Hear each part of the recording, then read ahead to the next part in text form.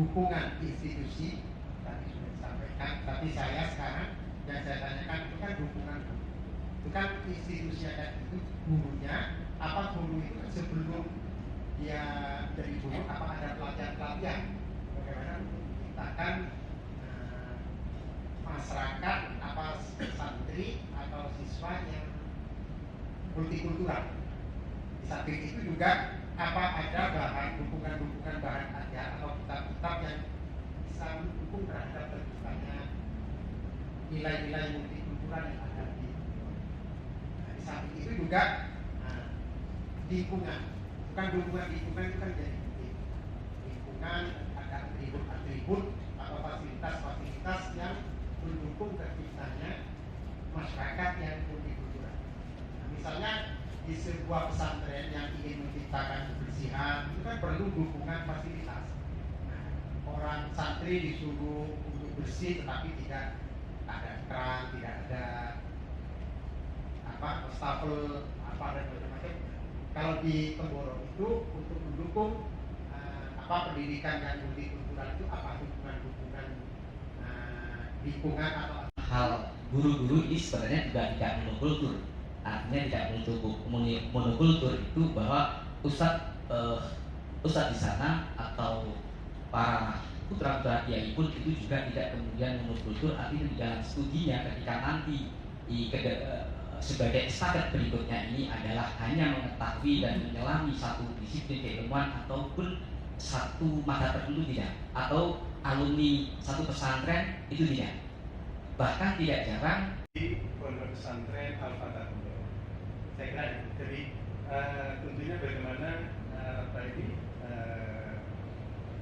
karakteristik habituasi multikultural seperti apa yang diaktualisasikan diterapkan di pondok pesantren Al-Fatah. Dalam 1 bulan itu ada belangko yang di sana itu dikenal dengan yang namanya form atau belangko muhasabah amal, muhasabatul amal. Di situ mulai ada beberapa materi atau aktivitas-aktivitas yang akan dinilai sendiri oleh si santri dan kemudian akan difasilitasi oleh mungkin pengurus dan sebagainya di sana, mulai dari pertanyaan karakteristik bagaimana habituasi yang tercipta di lingkungan pesantren di Al-Fatah Temboro. Melihat dari konteks diversity dari santri yang ada di sana, maka dari perspektif saudara selaku peneliti di sana tentunya menemukan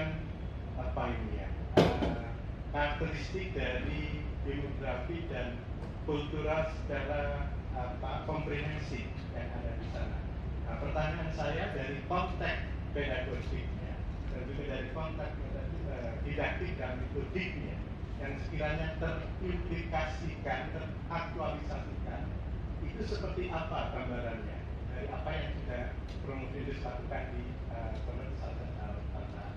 Ini menjadi inti sebenarnya dalam implementasi dan kemudian ditindaklanjuti dengan aktualisasi ini adalah ada pada penciptaan pesantren sebagai sistem sosial. Kita memang mengadopsi daripada teori James Bank terkait dengan the school as social system. Di situ Bank menyebut bahwa mensyaratkan bahwa lembaga pendidikan multikultural itu harusnya kalau memang mau benar-benar membuat yang namanya peserta didik itu menjadi seorang outcome nanti menjadi seorang yang multikulturalis, yang dia itu kemudian mau bisa toleransi, memahami perbedaan kultur itu ada 11 variabel. Namun demikian menurut saya 11 variabel ini juga harus dilengkapi dengan yang namanya internalisasi norma etik tadi yang saya maksudkan. Syafaat dari Romo. Jadi Mas Samsul ini kalaupun lulusnya satu-satunya adalah karena syafaat yang mulia Profesor dari Bapak Pak Basri. Barokahnya setelah jebol nanti. Amin. Oke, Mas Ulil. Nah, riset tentang multikultural, pendidikan multikultural, riset yang cukup seksi ya akhir-akhir ini di tengah menyimpulkan sedikitnya ada 5 hal yang mengungkap tadi. Itu adalah kesetaraan, kebebasan beragama, perdamaian, investasi dan tentu adalah pembayaran pajak. Nah, bagaimana 5 hal ini mengemuka dan menyejarah pada apa yang saya sebut Penggoro adalah sebagai kampung Madinah, di mana itu mengada dan sekarang menyejarah kata Madinah itu karena adanya pesantren Al-Fatah. Itu satu. Pada 6 itu, gitu ya.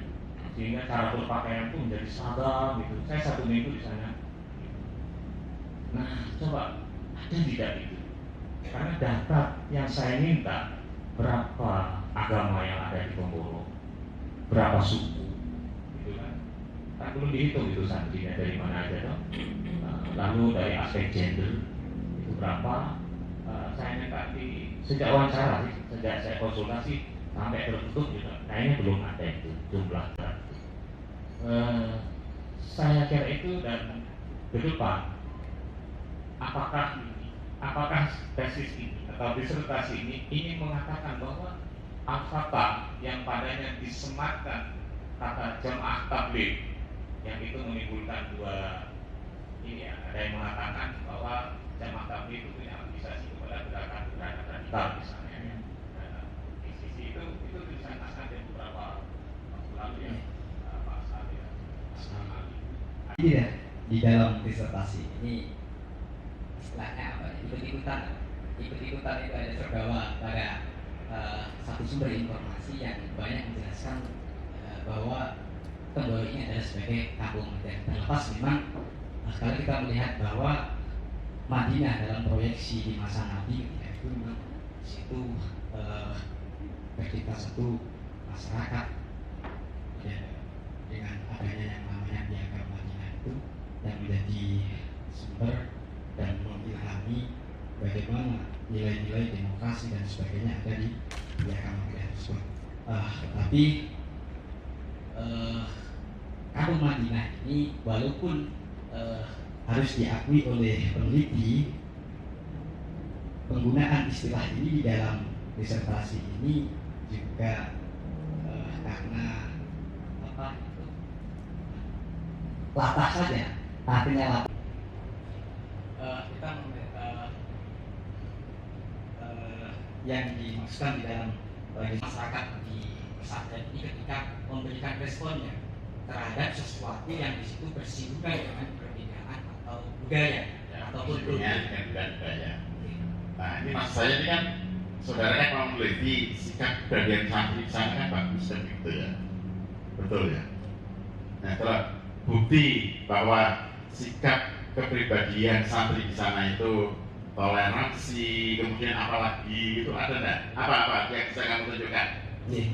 Ketika saya dapati ada beragam orang yang di situ dalam praktek ibadah itu tidak sama dengan yang terjadi atau yang berlaku atau diberlakukan di pesantren tersebut. Lapangan ada fenomena yang unik, ya, dia tidak mempermasalahkan cara ibadah orang meskipun berbeda, kemudian ada kebersamaan dalam level-level tertentu. Apa itu maksud saya? Ada nggak bukti-bukti itu saudara masukkan dalam konteks penelitian? Kampusnya Pangeran Diponegoro ya, Pangeran Diponegoro. Oh, PD itu ya, Pangeran Diponegoro ya. Jadi IAIPD. Ya. Nganjuk ya. Tak pikir ya, kita Partai Demokrat, tapi ternyata pendidikan Pangeran Diponegoro ya. Di prodi apa? Hukum tata negara. Hukum tata negara. Jadi ya nanti Pak Mondir ini gimana sih ada Pak duduk manisnya gitu ya? Karena lagi tren topik ini kan trendy ya, sporty ya, topik ini multikultural terus Bapak Saya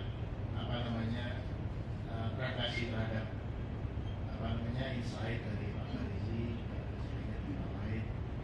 Tadi Pak Farizi menyebutkan bahwasanya Anda ini alhamdulillah pada siang hari ini berada di podium itu karena syafaat promotor Menurut saya sebenarnya bukan itu.